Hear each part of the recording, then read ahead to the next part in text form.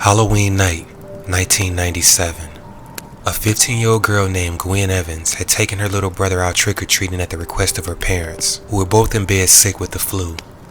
Gwen had been instructed by her mom to only go around the block and back to ensure that they'd be home before the streetlights came on.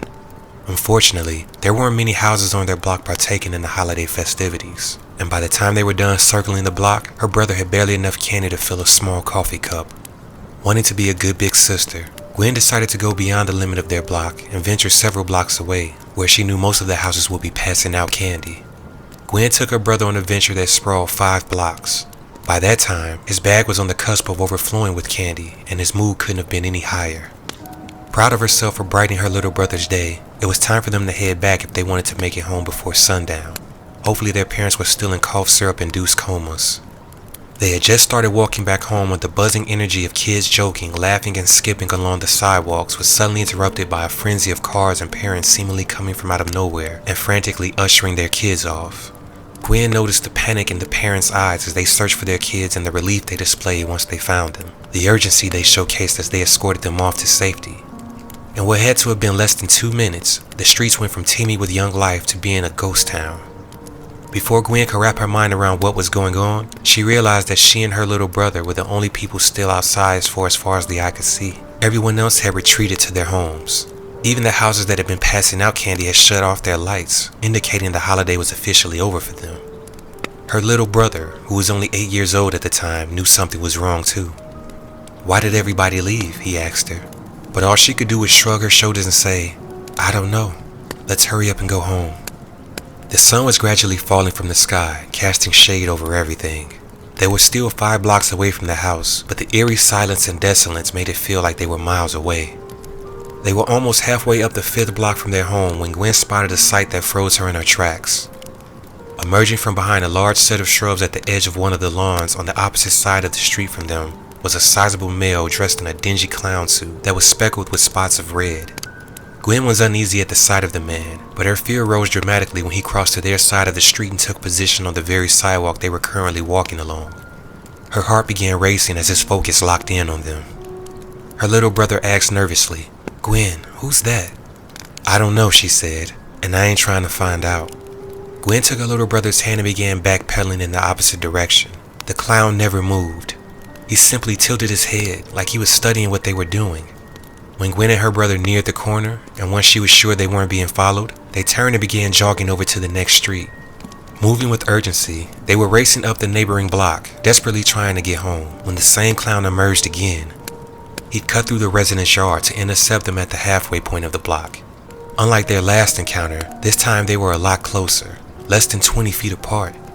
Gwen could see clearly now that the red stains on his clown suit were also sprinkled across the hideous makeup on his face. The color of those stains looked a lot like blood. Needless to say, by that point, Gwen and her brother were terrified. Left with no other choice, Gwen led her brother back up the block, away from the clown, looking over her shoulder ever so often to make sure they weren't being chased. Every time she turned around, the clown was still in the same spot, waving at them slowly with a sadistic smile on his face. They ran over to the next street, trying desperately to get away from the clown, but unfortunately, they were also being forced farther and farther away from their house. When they hit the next street over, the clown was already standing in the center of the road in the middle of the block, his head hanging low, his evil eyes fixed on them. Both Gwen and her little brother began crying in fear as it became apparent that the clown was now holding a large knife. Gwen led her brother over to the next street, but to trick the clown up, they ran 2 extra streets over. When the coast looked clear, they ran up the block, urgently trying to finally move in the right direction of their house instead of being pushed farther away from it. They moved quickly, and just as they were approaching the end of the block, they heard rustling of leaves behind them. As they continued to run, Gwen looked over her shoulder and saw the clown chasing after them with a blood-covered knife in his hand. Gwen screamed, which caused her brother to scream, and they began running as fast as they could to get away. The overweight clown wasn't able to gain on them, but he wasn't quite losing ground either. He was chasing after them relentlessly, and Gwen and her little brother were beginning to get tired. More and more, she could feel herself having to pull her brother along, which was draining her energy even more.